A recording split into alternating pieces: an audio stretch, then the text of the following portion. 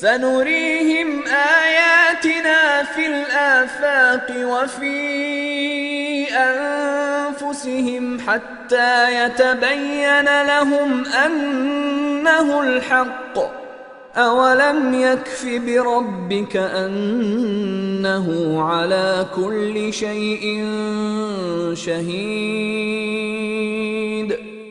We will show them our signs in the horizons and within themselves until it becomes clear to them that it is the truth. But is it not sufficient concerning your Lord that He is over all things a witness?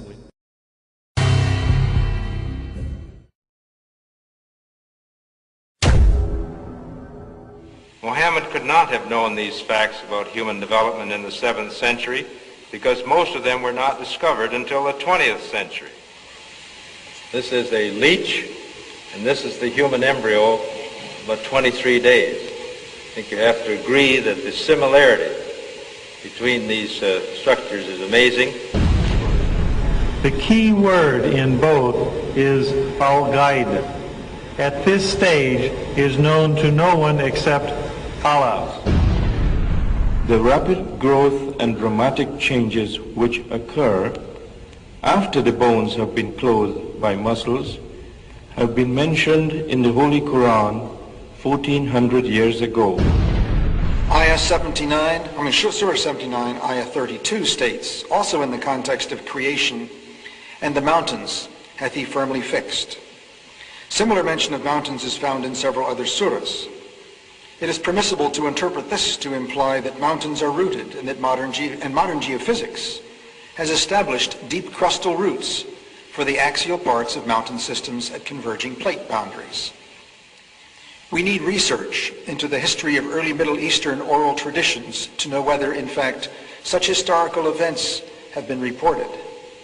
If there is no such record, it strengthens the belief that God transmitted through Muhammad bits of his knowledge that we have only discovered for ourselves in recent times. Thinking of many of these questions and thinking where Muhammad came from, he was after all a Bedouin. I think it is almost impossible that he could have known about things like the common origin of the universe, because scientists have only found out within the last few years, with very complicated and advanced technological methods, that this is the case. Somebody who did not know something about nuclear physics 1400 years ago could not, I think, be in a position to find out from his own mind, for instance, that the earth and the heavens had the same origin, or many other of the questions that we have discussed here. I find it very interesting that this sort of information is in the ancient scriptures of the Holy Quran, and I have no way of knowing where they would come from, but I think it is extremely interesting that they are there and that this work is going on to discover the meaning of some of the passages. Well, I would think it must be the divine being. In a relatively few ayah is contained a rather comprehensive description of human development from the time of commingling of the gametes through organogenesis. No such distinct and complete record of human development, such as classification, terminology, and description, existed previously. In most, if not all instances, this description antedates by many centuries the recording of the various stages of human embryonic and fetal development recorded in the traditional scientific literature. Muhammad was a very ordinary man. He couldn't have read, he didn't know to write. In fact, he was illiterate. And we're talking about 1,200 years ago. You have someone, an illiterate person, making profound pronouncements and statements that are amazingly accurate of a scientific nature.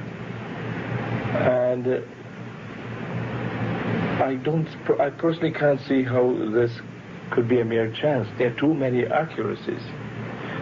And like Dr. Moore, I have no difficulty in my mind reconciling that this is a divine inspiration or revelation which led him to these statements. Summary.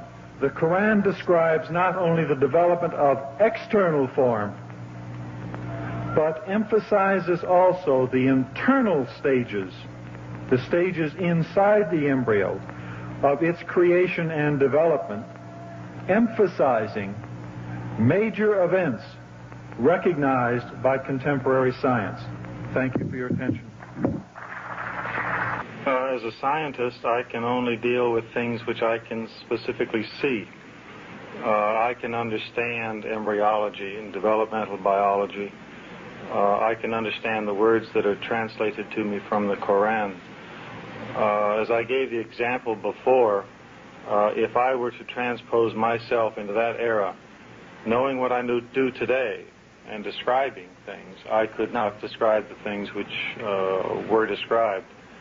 I see no reason, I see no evidence for the fact to refute the concept that this individual, Muhammad, had to be developing this information from someplace. So I see nothing here in conflict with the concept that divine intervention was involved in what he was able to do.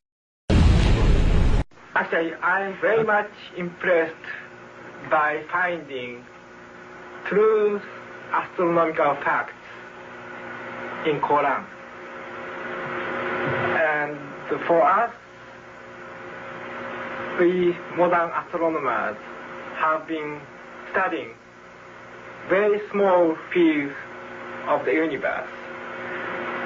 We concentrated our efforts for understanding of very small parts, because by using telescope we can see only a very few parts of the sky without thinking whole the universe.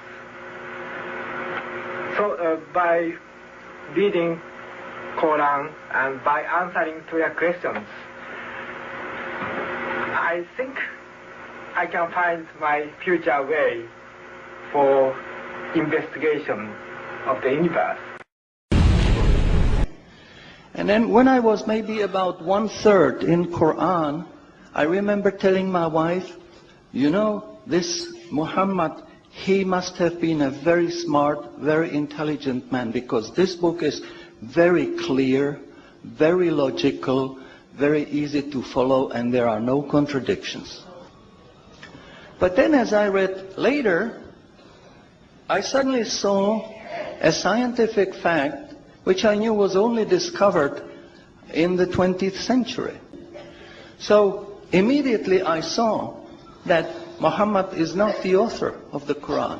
That Muhammad is a messenger sent by God to give the Quran to mankind.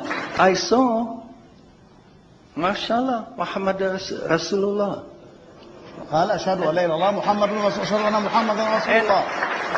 So I said, mashallah, I'm a Muslim. It is a great pleasure and honor for me to introduce to you an eminent scientist and a scholar of Quran, Dr. Maurice Bucaille, pronounced as Maurice Bucaille. Am I right, doctor? Doesn't matter. Okay. Is a native of France. He is a medical doctor and his specialty is surgery. Ladies and gentlemen, Assalamu alaikum. There is no human work prior to modern times that contains statements which were equally in advance of the state of knowledge at the time they appeared and which might be compared to the Quran. 1,400 years ago, when the world was immersed in darkness, the Quran was revealed, which brought light to a beleaguered world. And whereas the earlier books came with many scientific mistakes, due to the hand of man having delved into them, the Quran had none of these contradictions. The world thought there could be no reconciliation between religion and science.